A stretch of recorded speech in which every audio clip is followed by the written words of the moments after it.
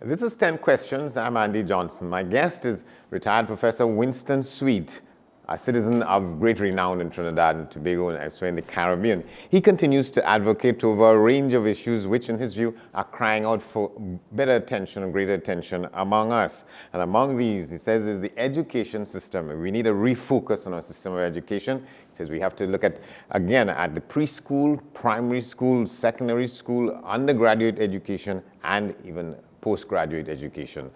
Professor Winston Sweet is our guest. Good to see you. Thanks for coming on. Good day, sir, and thank you for having me. All right. I would like to. Yes, go ahead. Let me ask to begin by why do you think this is necessary? Why do you think we need a refocus on our education system? Because, in the first instance, we are seeing all negative consequences of the direction and the system that we have been put in place. In fact, if I have time, I will deal briefly at the end with some comments that I saw in two of the newspapers today, which reinforces my point. But be that as it may, what I would like, if you could permit me, just to say a few words about myself as a practitioner and researcher in education. Go ahead.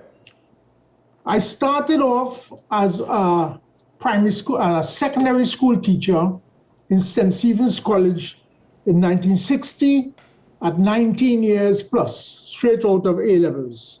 But in fact, I could point out that I used to give lessons, as they call it in those days, to children who got difficulty in the community where I lived in Princestown.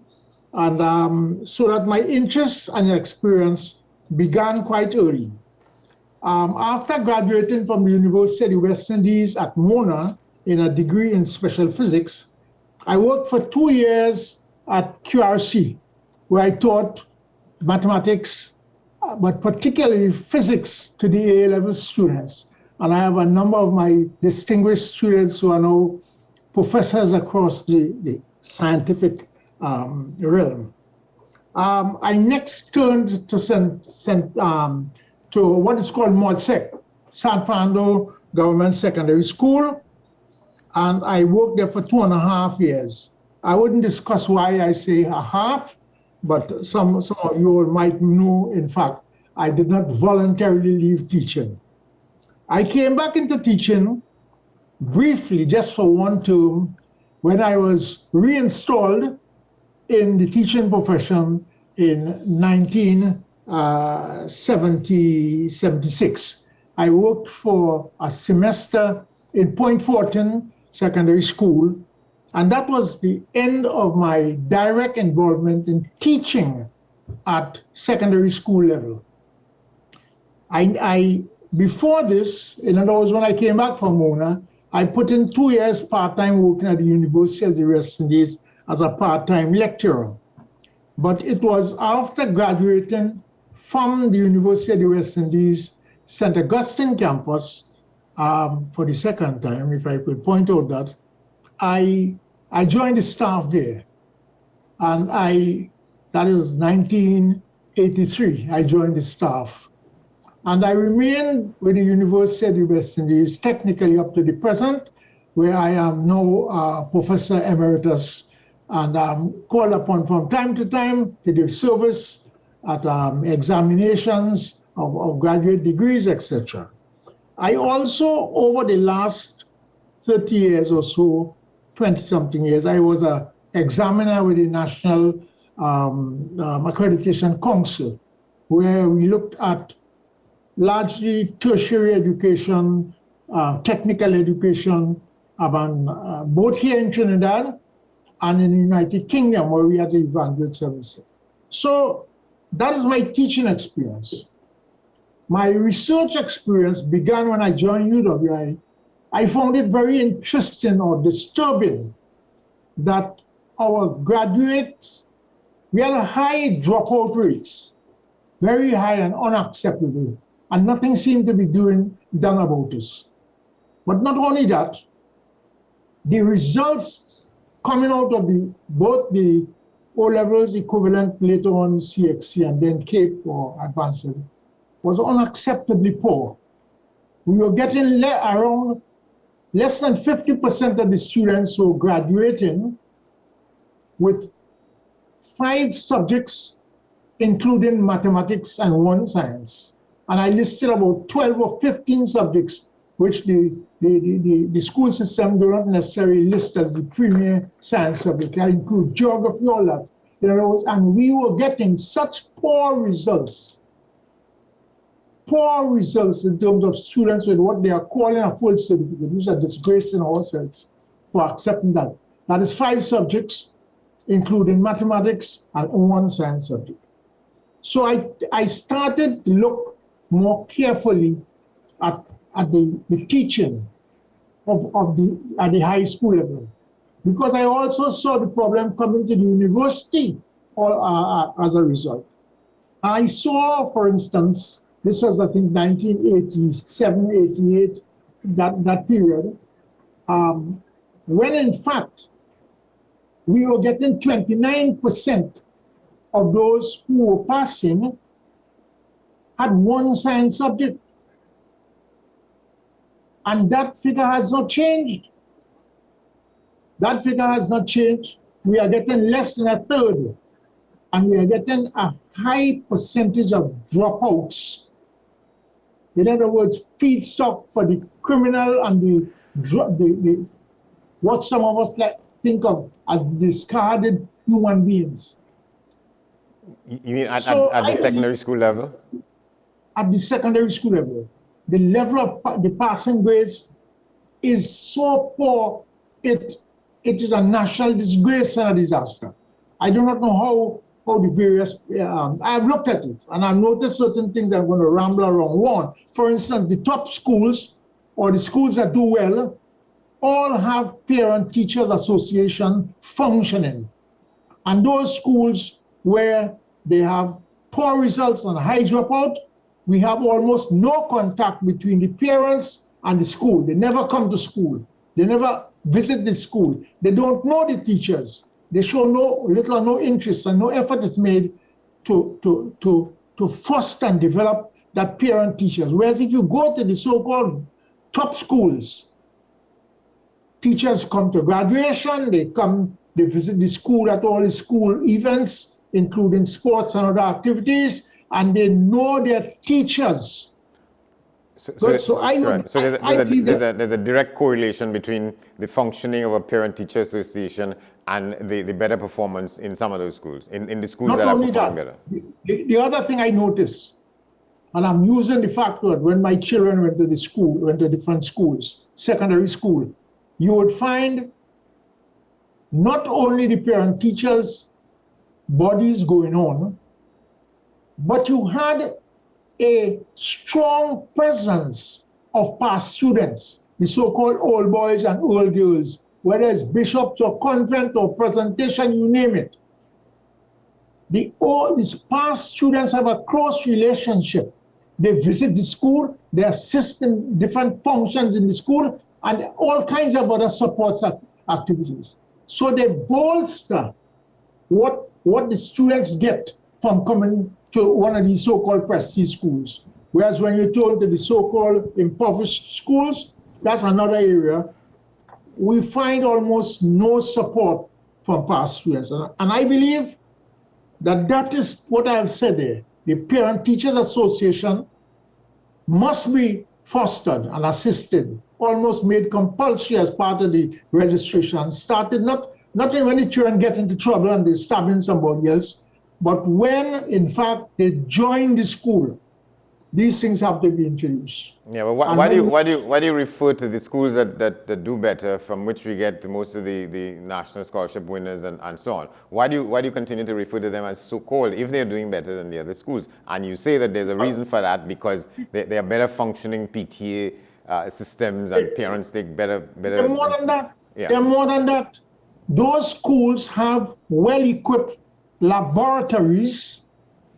They have support from their old boys and their parent teachers when they have to go and visit sites. whether it's coastal erosion or it is the quarries or the museums or to go to all the other activities in the school. There's transportation, not only provided by the ministry or the school itself. There is a serious support, Right. And So, I'm saying, doesn't that make the difference? Doesn't that make the difference then? And why these schools are performing better? That alone is not the reason. Okay. It is so there are other part of the reasons. reason. Yeah. The most powerful one, and I see reference askance on the side to the question of the socio-economic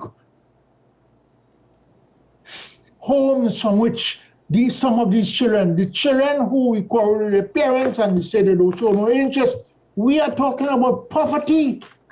We don't want to admit this in Trinidad. Poverty, where parents have to work, they have no time to go to school. And therefore I am saying, if we do not look at the impact of where the students come from, and do set up a national program to intervene in that and to arrest or compensate somehow or the other, I think that we are wasting time. And now, last day we talked about, you go, sorry. Yeah, what I want to ask, a lot of people sort of come down hard on the education system itself, the business about the competition for places, the issue as to whether primary school education is what it should be, whether we changed the name from Common Entrance to SEA with the tagline that no child must left behind, and so people, we continue in some cases to look at the system and the kind of education that we have. But if you're saying that other things around that is what is causing the differences in schools, then should we not be focusing on that? Let me deal with that point that you spoke about, this exam, because I saw in one newspaper today where one of my learned colleagues was making the point that they are not in favor of changing the exam system at 11 years, and that they think that that is not the central problem. I believe that is a serious issue. That's a serious issue. We continue to provide or present the student at 11 years, 11 plus, with a major decision, and they are literally terrified. And we celebrate this in the papers, and we see it where the students, are literally shaking, some of them, when they have to go and take this common entrance exam. If they don't do well, they get placed in what they call a poor school, poor teaching, and all the other things attached to it. If they place good, then the platform for them to go straight into medical school and law school and engineering and heaven after, they are guaranteed that. So that it is at 11 years old, when children don't perform good or well, for whatever reason, they know that they have been discarded by the system. They know that very little hope exists, that the society, the teachers, everybody think very little of them, and they play the game to suit. In other words, these are the schools where we find the most trouble in discipline and violence and all this other nonsense going on. Good? And therefore, I am saying what we have done is put these little children, and what I take exception to my colleagues making the point. One colleague, there's in the papers today, one of them, how they checked Singapore and Holland, and that they are doing well. I think it's unfortunate that we as teachers choose Singapore and Holland as our example. Singapore is not only a small country physically, but its infrastructure is totally different. In other words, what you have is a highly successfully developed financial system. And so, because a lot of people suggest that we should set our arrangements more in line with places like that, and we should become Singapore's and so on. You think that is not possible? In different aspects, we can attempt to copy from there. But our education system, Singapore don't have ghettos. I have visited Singapore several times during the early period of the development. In 1986, I went there and spent some time. I went to monitor the education system, particularly the engineering approach, two of their institutes. I went back there in 1990. I haven't been back, but I've kept informed about Singapore. So Singapore is in the top 10 financial success stories of the world. It's a city-state, right?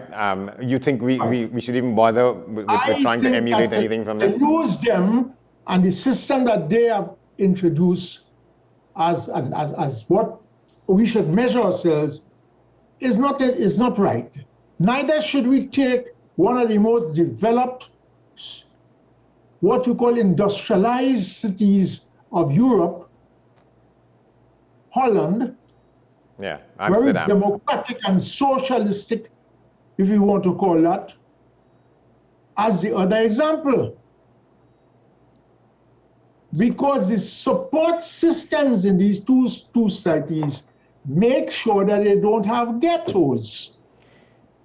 We have ghettos. And we still have pockets of poverty that started from the time of slavery and is still endemic in the society. So I think it's unfortunate to make that thing. Be that as it may, that is my first comment. Today I wanted to address the question of preschool. And when we spoke, you said you will give me today to talk and another week.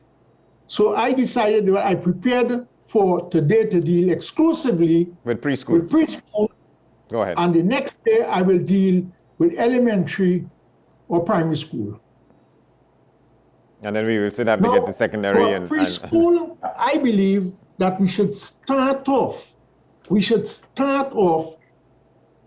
like a constitutional requirement almost.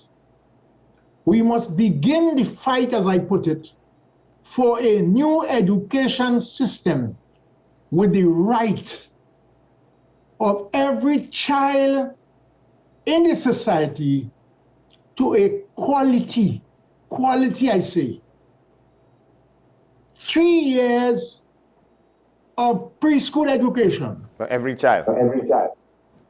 That should be a necessary condition, a precondition to planning any education. And if we don't have that, quality education for all, including the ghettos, where we have to focus more attention. We have to think... That will require some great political will and trying to get money over... and time and volunteers. But above all, I believe after studying this education, when I was telling my wife last night that when I went to school, I went to a presentation called San Fernando. I'm proud of many things about it. One of the things Brother Jerome used to tell us is mens sana in corpore sano. But I dropped out a Latin Form 3 because I wasn't paying attention in those days. I was lucky to be saved. I was saved. What we found, they talk about a healthy mind and a healthy body, and they also tell us about educo. And I was reminding my wife that all of this is about the concept then that you were drawing out. And I realized that was one of the greatest errors. The human brain is the most developed organ in the solar system. There's no other animal or no other living organism with a more developed brain system. And so too the cells in the brain are the premier development and premier evolutionary achievement in the solar system. And we must understand that that brain is unique. It is unique, and therefore what we do in terms of teaching has to conform to a different philosophy from what I grew up in the 1950s and what I endured in Presentation College and elsewhere. In other words, preschool, and I went to preschool for about a year when I was young, because there was a retired school teacher living near to my grandmother. So she said, send the boy across. And I used to go to preschool for about a year. It was play. It was play. It was more play than learning. But I believe that preschool should be learning through playing,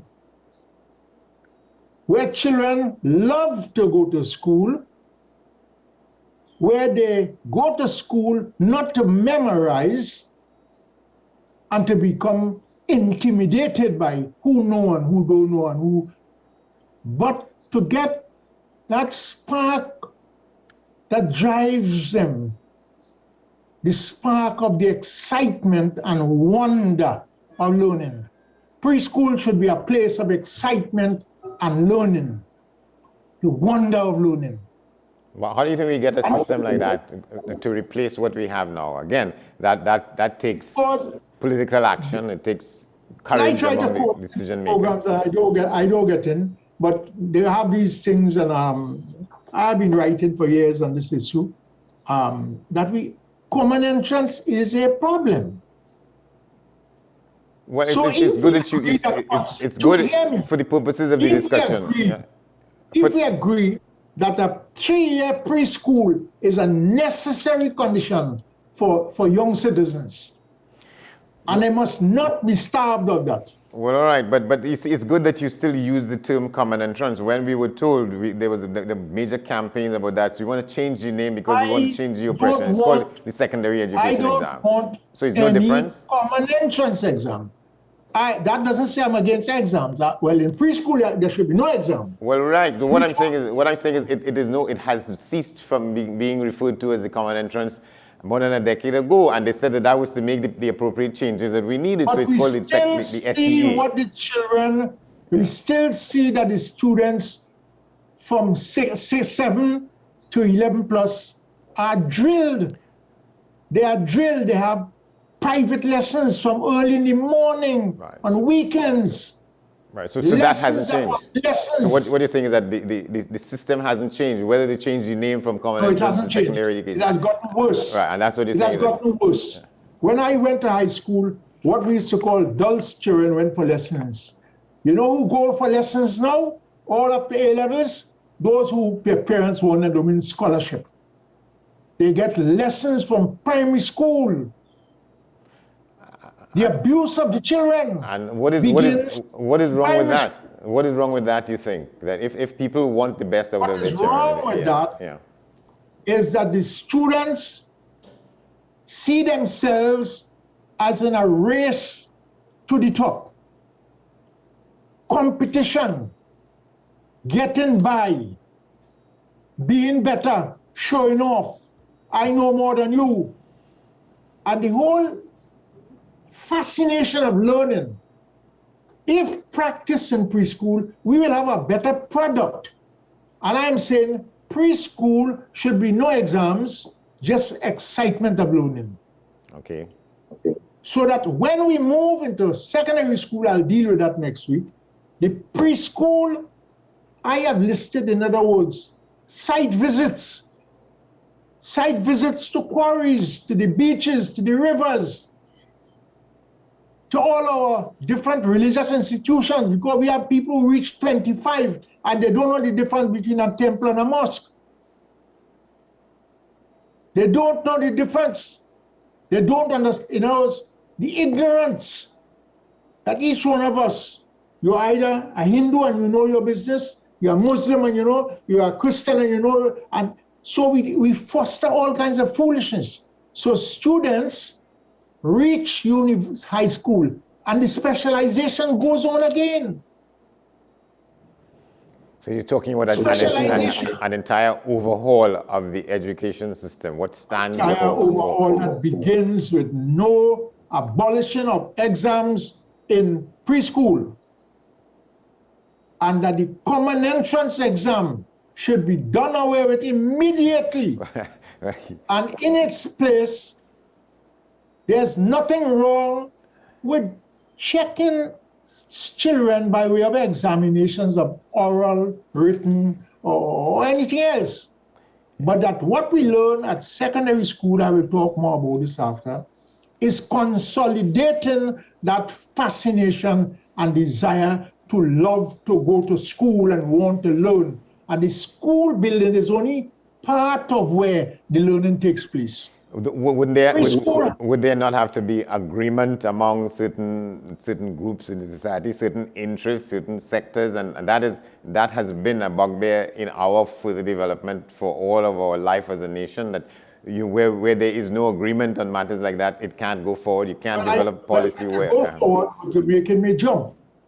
In other words, the private sector plays no part in the discussion of the education system. They go their merry way, and the school goes its merry way. And we have gone through 3.5 industrial jumps. And our industrial sector in Trinidad is trapped way back in the 1980s. They have no industrial plan, and therefore they cannot advise or tell the government, these are the skills we require. And that is what you should be teaching in high school. So we are still being trained as if the workplace that our students will meet is that of 1970s and 1980s. But let me go back to the question of preschool. I believe, in other words, that what preschool became after time was a mechanism to create employment for some people, and a mechanism to babysit children in the poorer areas, and to engage in some kind of pretense that we are absorbing the children of the ghettos and the poverty in the country, the children of poverty in the country, in the education system. But you don't think as flawed as the system is, it still picks out the best performers for wherever people are looking to hire people, and so that's why you have the... Before you reach there, so you know that the children who go to good preschools and get extra lessons, and they have parent teachers, and they have more focused curricula, and the teachers who are teaching there are more equipped. Because part of the problem is that the teachers who run the school, the preschools in the poverty-stricken areas are not as skilled, are not as competent. Their vision is little better than the vision of the children that they are trying to save. There's a vast chasm between the teachers who teach in the so-called premier preschools. And we have to deal with that fact. How do we do that? Well, there is a system that's supposed to be in existence of continued training of these people who call themselves teachers in the preschool system. And we have to get... You mean in what is now called the early childhood care and education systems, yes. Institutions? Yes. They're babysitting, by and large. Many of them are not qualified. They don't have a broader vision. They cannot impart. They can't excite. At best, they might be able to drill. Like a drill master in the army. They teach children to recite and to do this over and over and over. They cannot excite children. All right. They themselves are not excited. All right, I'm I will afraid. tell you something that I found. All right, let's leave that for another discussion because I think we bang out of time. We have to continue. But thank you very much. These are in some people's minds, these are very radical positions that you're taking. They're probably necessary, but the question is the kind of society we have, how we get from here to there without tumult, without pushback, without controversy about being forced to do things in a society that we say is free and we have freedom of choice. So, but thank you very much for that intervention, Professor Sweet. This has been 10 Questions. I'm Andy Johnson. Thanks for watching. We'll see you next time.